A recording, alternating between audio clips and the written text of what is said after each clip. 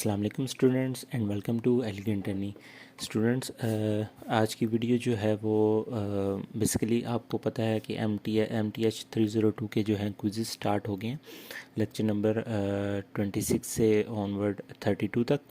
तो आज मैं उसकी तैयारी करवाऊंगा। मेरे आने वाली जो दो वीडियोस होंगी वो इसी पर बेस्ड होंगी, ताकि मैं आपको क्विज़ की अच्छे से तैयारी करवा सकूं और आप जो है वो क्विज़ अच्छे से जो है वो अटेम्प्ट कर सकें।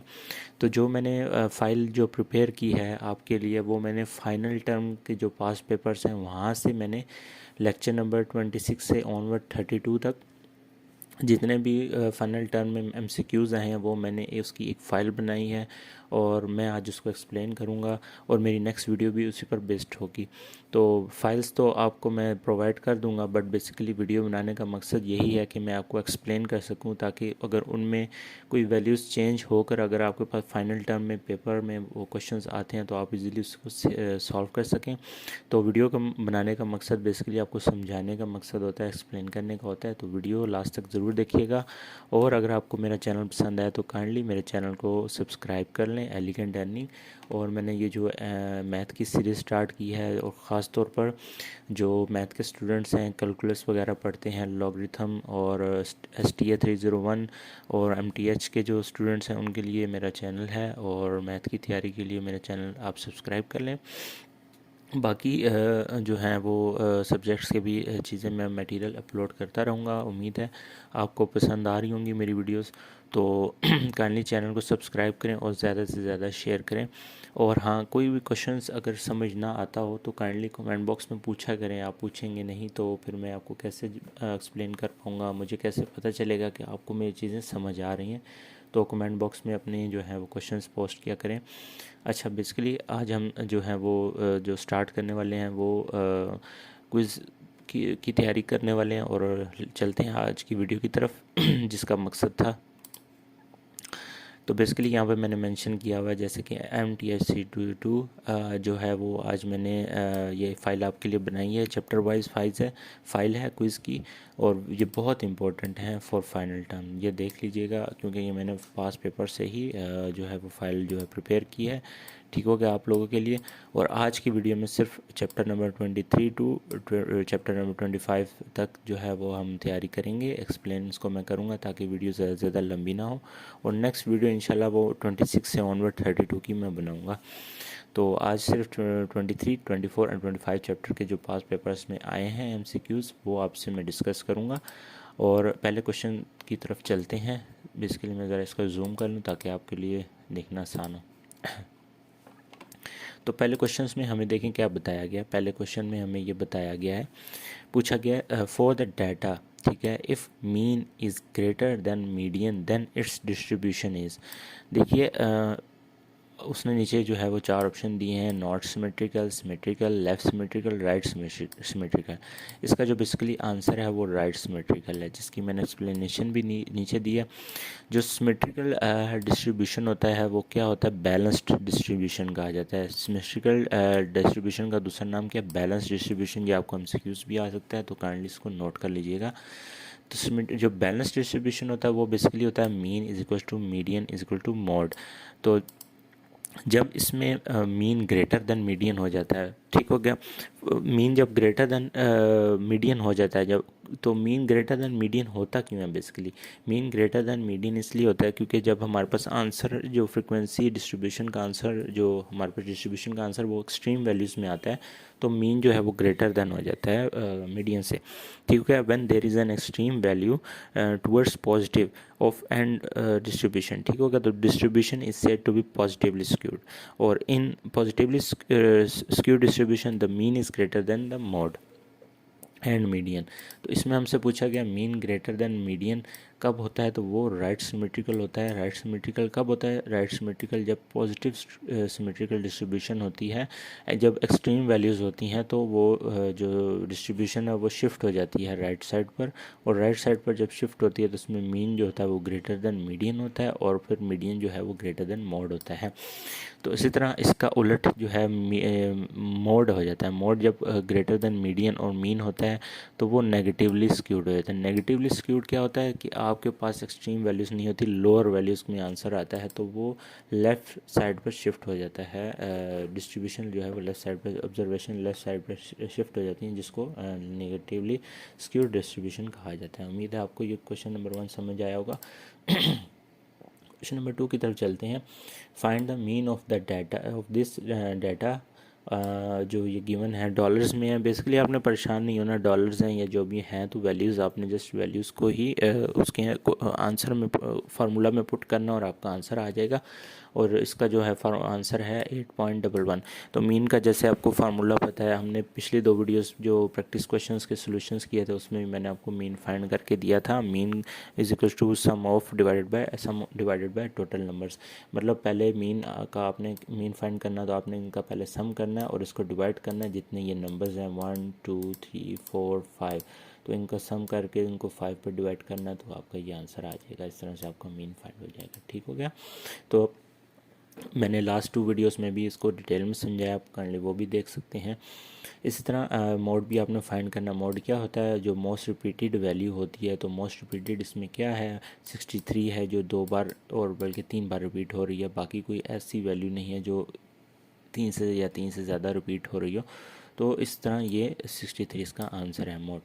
तो इसी तरह find the range of this data set. Range भी मैंने आपको समझाया है, क्लास विड्थ, क्लास इंटरवल, ये मैंने लास्ट वीडियोस में आपको डिटेल्स में समझाया है। और फ्रिक्वेंसी डिस्ट्रीब्यूशन भी समझाया और एक्सेल पर भी समझाया कि एक्सेल पर भी कैसे फाइंड आउट किया जा सकता है। तो आपने अगर वो समझना है तो आप मेरी लास्ट जो प्रीवियस वीडियो है यूट्यूब पर वो आप उसको देख लें तो ईज़िली आपको समझ आ जाएगा। तो बेसिकली रेंज क्या होती है? Maximum value minus minimum value. जैसे हमने पिछली वीडियो में देखा था, छोटी और बड़ी वैल्यू का जो डिफरेंस लिया जाता है उसको रेंज कहते हैं। तो इसमें जो है 67 और 90 है। इसमें जो हम पहले, हाँ, जब भी आपने रेंज फाइंड करना तो मैंने आपको लास्ट वीडियो में कहा था कि इसको डाटा को असेंडिंग ऑर्डर में चेंज करना है और उसकी जो छोटी वैल्यू और उसकी जो बड़ी वैल्यू है उसको माइनस करना है, सब्ट्रैक्ट करना है, और जो आंसर आएगा वो आपका रेंज कहलाएगा। तो इस डाटा सेट में इसका आंसर 67 है। तो इस अगर कोई भी किसी आपने इसको ख़ुद भी सॉल्व करना है जितने भी क्वेश्चंस हैं, ताकि अगर कोई भी एरर है तो आप वो कमेंट बॉक्स में भी मेंशन कर दीजिएगा ताकि दूसरों के लिए भी हेल्प हो जाए। क्योंकि मैंने ये जल्दी में आप लोगों के लिए बनाई है फ़ाइल, तो इसमें कुछ गलती भी हो सकती है। मेरी पूरी कोशिश है कि गलती ना हो। तो इसमें अब ये दोबारा से एक डाटा दिया है। 5 एम्प्लॉयज़ हैं, उनका ये डाटा दिया गया है जिनकी रेंजेस दी गई हैं और इनका जो है वो कह रहे हैं कि मीन, मीडियन और मोड फाइंड करें। तो सेम वही मीन का फार्मूला है, मीडियन का भी मैंने आपको लास्ट वीडियो में बताया था। लास्ट 2 वीडियोस से मैं आपको मीडियन समझा रहा हूँ, इवन मीडियन भी समझाया और ऑड भी समझाया है। तो इसमें जस्ट आपने जो डाटा गिवन है ये क्या है? 1 and 2 1 and 2 1 and 2 1 and 2 and 1 and 2, ये सारा डाटा इवन है तो इवन मीडियन का फार्मूला लगेगा इसमें। तो इस तरह आपने मीडियन भी फाइंड कर लेना है। And first of all mode भी आपने इस तरह से फाइंड कर लेना है। तो इसके ये 4 ऑप्शन दिए हुए हैं जिसमें से ये वाला ऑप्शन है ये करेक्ट है, ये आपका आंसर है। ठीक हो गया। इसी तरह फ्रिक्वेंसी डिस्ट्रीब्यूशन जो है वो पूछा गया कि फ्रिक्वेंसी डिस्ट्रीब्यूशन जो है वो क्या लार्ज डाटा के लिए समराइज़ किया जाता है? तो हाँ, देखिए, सेंट्रल टेंडेंसी के जो है 3 मेजरमेंट हैं जिनको कहते हैं मीन, मीडियन एंड मोड। तो इन तीनों के एक डिसएडवांटेज है कि जब भी कोई लार्ज डाटा सेट आ जाता है तो वो उनमें जो है वो सैंपल में जो लार्ज सैंपल गिवन होता है, जैसे कि बहुत बड़ी वैल्यू, बहुत बड़ी लिस्ट में जो सैंपल में डाटा गिवन किया जाता है तो उसमें मीन, मीडियन, मोड जो है वो ऑब्जर्वेशन फाइंड करने में मुश्किल आती है। ये उनका डिसएडवांटेज था। लार्ज डाटा में वो जो है वो मुश्किल पेश आती है। तो फ्रिक्वेंसी डिस्ट्रीब्यूशन का उसने जो फ्रिक्वेंसी डिस्ट्रीब्यूशन है वो इस डिसएडवांटेज को एडवांटेज में चेंज कर देती है और ये लार्ज डाटा को ईजिली समराइज कर सकती है, और जिसका आंसर है ट्रू।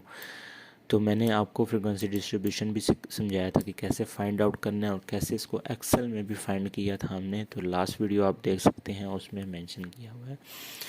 तो हमने चलते हैं नेक्स्ट क्वेश्चन की तरफ। Which type of graph is best use to present progression in historical data?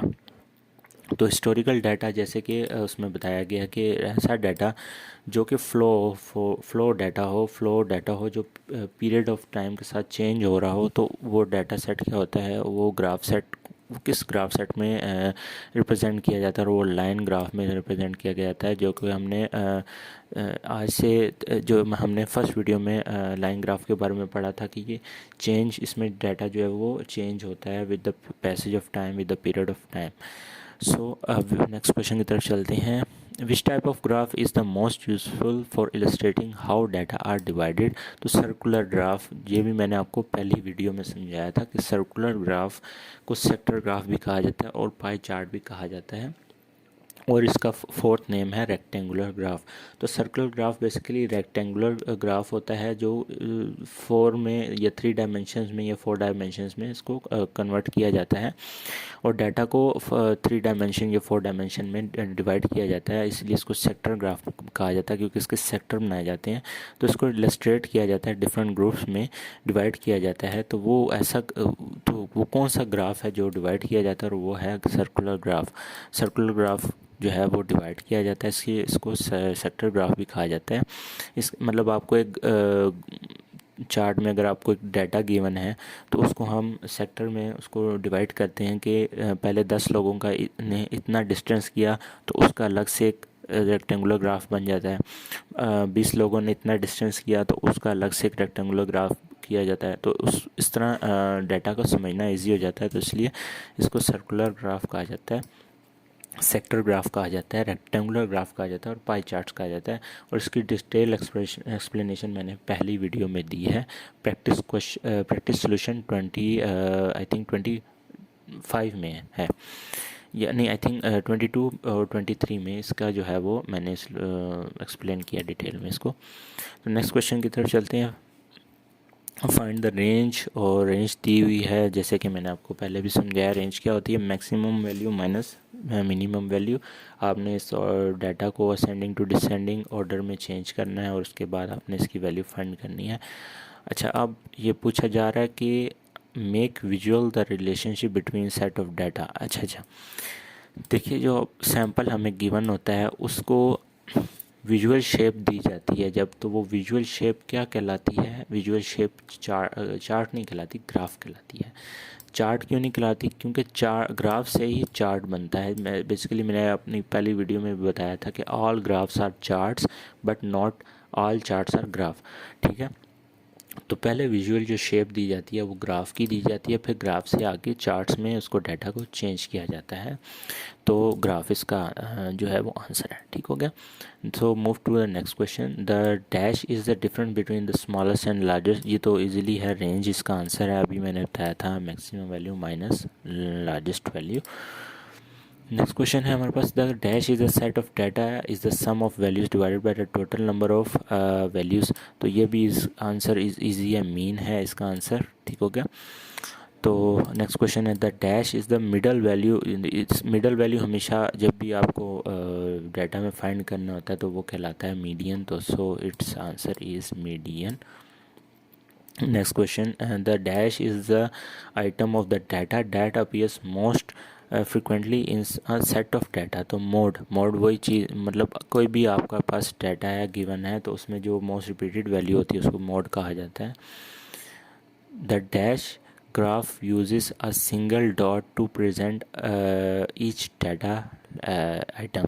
तो वो लाइन ग्राफ होता है जिसमें जो है वो आपको डाटा जो है वो हर एक सैंपल का अलग अलग से डाटा दिया जाता है। जैसे कि हमने फर्स्ट वीडियो में देखा था कि जनवरी का जो वेदर देखा था, जनवरी का वेदर हमने देखा था कि सबसे लोएस्ट वेदर 16 है, तो सबसे हाईएस्ट वैल्यू का भी उसने बताया था कि 25 है। तो इस तरह हर डाटा का जो वो रिप्रेजेंट किया जाता है ग्राफ में, वो लाइन ग्राफ कहलाता है। इस तरह dash graph gives a visual picture of how some whole quantity is being divided. तो विजुअल तो ग्राफ को ही कहते हैं, बट जब वो विजुअल डिवाइडेड के बारे में पूछा हो तो आपके जहन में आ जाना चाहिए कि वो सेक्टर ग्राफ है, सर्कुलर ग्राफ है, रेक्टेंगुलर ग्राफ है, पाई चार्ट्स। तो दिस इज सर्कुलर ग्राफ, जिसके 3 नाम है, sector graph, rectangular graph and pie charts. A dash is a collection of value, तो ये बेसिकली इसका आंसर डाटा सेट है easily. The data set is a collection of values और measurement that have common characteristics. तो next की तरफ चलते हैं। Question, a dash is a standardize and meaningful measure of set of data. Set of data कहाँ से निकला? Statistics से निकला है। स्टैटिस्टिक्स में जो है वो standardize meaningful measurement of set of data that reveal certain features और करेक्टरिस्टिक्स ऑफ डाटा। तो स्टैटिस्टिक्स इसका आंसर है। नेक्स्ट क्वेश्चन की तरफ चलते हैं। The category for grouping the value in data is, ये तो क्लास इंटरवल है जो कि हमने लास्ट वीडियो में भी पढ़ा था। Mean, median and mode are example of measure of dash. तो सेंट्रल टेंडेंसी जो है उसके 3 मेजरमेंट हैं, मीन, मीडियन एंड मोड। ये भी हम पहले से पढ़ चुके हैं और इसका आंसर है। Use the following situation to answer question 1 through 3। और ये उसकी जो है वैल्यूज़ दी गई हैं। मेरिट्स बेकरी है, उसके जो है वो फॉलोइंग केक्स प्राइजेस दी गई हैं जिसका हमने मीन फाइंड करना है। और मीन क्या होता है? Sum of the values divided by total number. तो इसका आंसर है ये। ठीक हो गया। इस नेक्स्ट क्वेश्चन की तरफ चलते हैं। Which measure of central tendency provide the most information for decision making. तो तीनों ही जो है वो सेंट्रल टेंडेंसी के मेजरमेंट्स हैं, तीनों ही डिसीजन मेकिंग में काम आते हैं। अगर यहाँ पर पूछा जाता which is the most suitable measurement, ठीक हो गया, यहाँ अगर मेंशन किया जाता सूटेबल मेजरमेंट तो इसका आंसर होना था मीन। ठीक हो गया, ये भी आप नोट कर लें। अगर यहाँ पर लिखा हो कि which suitable measure of central tendency तो उसका आंसर होगा मीन। अगर जस्ट उन्होंने पूछा है which measurement of central tendency provide the most information for the decision making तो ये तीनों ही उसके आंसर हैं। ठीक हो गया। नेक्स्ट क्वेश्चन था इन सेट ऑफ डाटा सेट दिया गया और इसका मोड फाइंड करना। तो मोस्ट रिपीटेड वैल्यू इसमें जो है आपके सामने 2 है, इसी तरह और 6 भी है, सॉरी ये 2 एंड 6 भी रिपीट हो रही है। तो इसका आंसर ये 2 एंड 6 है। ठीक होगी। यहाँ पे हमारा जो है आज का जो है लेक्चर एंड होता है। देखिए इसमें ना ये मैंने सारे जो है आपके पास पेपर से जो है वो मैंने कॉपी पेस्ट किए हैं और उसका एक्सप्लेनेशन जो है आपको आज दिया है। इसमें कुछ के जो है आंसर्स वो जो है थे नहीं थे, तो वो भी मैंने इसको सॉल्व करके तो इसके आंसर जो है वो मेंशन कर दिए हैं। फिर भी कोई अगर एरर आता है तो जो है वो मैंने मेंशन किया कि this channel is not responsible for any solve content. तो कोई भी अगर एरर आता है तो उसको आप खुद से ठीक कर लीजिएगा। अच्छा, अब हम चलते हैं। एक और चीज़ मैं आपको आज समझाने जा रहा हूँ। मैंने MDB मॉडल डिस्कशन बोर्ड जो होता है उसमें मैंने काफ़ी स्टूडेंट्स के जो हैं क्वेश्चंस देखे हैं जो वो पूछ रहे हैं सर से कि how we find mean, median and जो है स्टैंडर्ड डेविएशंस हो गया, इसको हम एक्सेल पर कैसे फाइंड आउट करें। तो आज मैं वो ये आपको समझाने जा रहा हूँ कि आप मीन और मीडियन हो गया और स्टैंडर्ड डेविएशन ये एक्सेल पर कैसे फाइंड आउट कर सकते हैं। अगर फ़र्ज़ करें आपके पास लॉन्ग क्वेश्चन आ जाता है और आपके पास टाइम कम है तो मैं जो सजेस्ट वो यही करूँगा कि आप मैनुअल के बजाय एक्सेल से फाइंड करें, आपका टाइम भी सेव होगा। तो चलते हैं। बल्कि इसी जो डाटा को है वो मैं एक्सेल पर जो है कॉपी कर लेता हूँ। मैंने ऑलरेडी कॉपी किया हुआ है इस डाटा को। ठीक हो गया। 99, 129 और ये सारा डाटा जो है मैंने कॉपी किया है। इसमें इन्होंने मीन फाइंड करने को कहा है तो मैं इसमें मीडियन भी आपको फाइंड करके दूंगा और स्टैंडर्ड डेविएशन भी।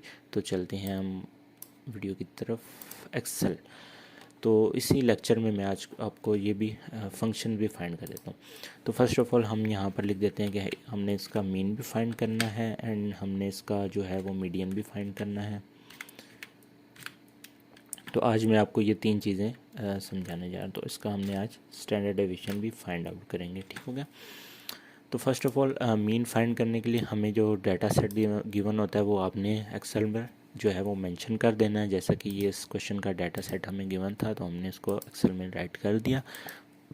अब अगर आपने मीन फाइंड करना तो जस्ट आपने इज़ इक्वल टू का निशान डालना है, इज़ इक्वल टू प्रेस करना है क्योंकि इससे एक्सेल को मालूम हो जाता है कि फंक्शंस जो है वो आपको जो है फंक्शन स्टार्ट करना है, तो वो एक्सेल जो है फंक्शन मोड पर ऑन हो जाता है। तो जस्ट आपने यहाँ पर मेंशन करना है एवरेज। मीन के लिए एक्सेल का क्या फार्मूला है, एवरेज। तो आपने ये याद रखना है, मेंशन कहीं पर नोट कर लें। जस्ट आपने इसको एवरेज को डबल क्लिक करना है, ठीक हो गया। और जस्ट कंट्रोल आपने यहाँ पर जो है वैल्यूज़ जो हैं वो उसको सिलेक्ट करना है। तो पहली वैल्यू आपने सिलेक्ट कर ली, कंट्रोल प्रेस करना है, शिफ्ट डाउन एरो, ये सारा डाटा आपने सिलेक्ट कर लिया और जस्ट आपने क्या करना है, एंटर प्रेस करना है। तो ये देखिए आपका मीन आ गया 166 165.66। तो इधर यहाँ पर क्या आंसर है, 165.67, ठीक हो गया। तो मीन देखें कैसे इजीली फाइंड हो गया, आपका टाइम भी सेव हो गया। इसी तरह हम फाइंड करते हैं मीडियन। तो इसी डाटा सेट का हम एक ही सेकंड में मीडियन भी फाइंड कर सकते हैं। तो उसके लिए क्या करना है, इज इक्वल्स टू, जब भी कोई फंक्शन स्टार्ट करना हो तो इक्वल का साइन डालना है आपने और यहाँ पर आपने लिखना है मीडियन, ठीक हो गया। मीडियन आ गया आपके पास, डबल क्लिक करना है आपने, फिर आपने क्या करना है, कंट्रोल प्रेस करना है, पहला डाटा सेलेक्ट किया, shift down arrow and press enter, तो आपके पास मीडियन भी आपका आ गया, ठीक हो गया। इसी तरह आपने स्टैंडर्ड डेविएशन फाइंड करना है। तो स्टैंडर्ड डेविएशन के लिए क्या करना है, आपने इसी तरह सेम इज इक्वल टू डालना है, आपने इज इक्वल टू प्रेस करना है और स्टैंडर्ड, ठीक हो गया, ST, ये आपके पास आ गया स्टैंडर्ड, ठीक हो गया, ये स्टैंडर्ड डेविएशन। अच्छा, अगर आपके पास स्टैंडर्ड डेविएशन पॉपुलेशन का पूछा गया हो तो आपने स्टैंडर्ड डेविएशन पॉपुलेशन वाला फार्मूला एंटर करना है। स्टैंडर्ड डेविएशन अगर आपके पास सैंपल का पूछा हो तो आपने सैंपल का जो फार्मूला अप्लाई करना होगा। नॉर्मल स्टैंडर्ड डेविएशन आपने फाइंड करना है तो वो स्टैंडर्ड STDEVA वाला फार्मूला आपने अप्लाई करना है। तो आपने इसको डबल क्लिक करना है और कंट्रोल प्लस करना है और ये सारी वैल्यूज़ आपने जो है वो सिलेक्ट कर लेनी है यहाँ पर एंड एंटर प्रेस करना है और आपके पास ये देखें स्टैंडर्ड डेविएशन का भी फार्मूला आ गया, आंसर आ गया, सॉरी। तो इस तरह से आपने फाइंड आउट करना है इजीली, ठीक हो गया। तो ये एक्सेल फंक्शन था जो कि मैंने आपको समझा दिया था। उम्मीद है बहुत सारे स्टूडेंट इसमें परेशान थे कि कैसे ये फाइंड आउट होगा। तो आपने जो है इस तरह से mean, median and standard deviation भी फाइंड आउट कर लेना है एक्सेल पर।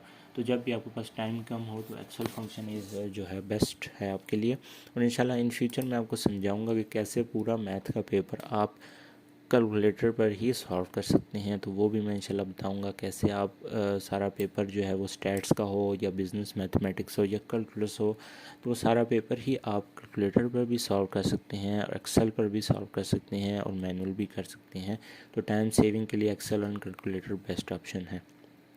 तो उम्मीद है स्टूडेंट्स आज की वीडियो जो है वो आपको पसंद आई होगी और चैनल को जो है वो लाजमी सब्सक्राइब कर लें और ये वीडियो अगर पसंद आई है तो ज़्यादा से ज़्यादा शेयर कीजिएगा।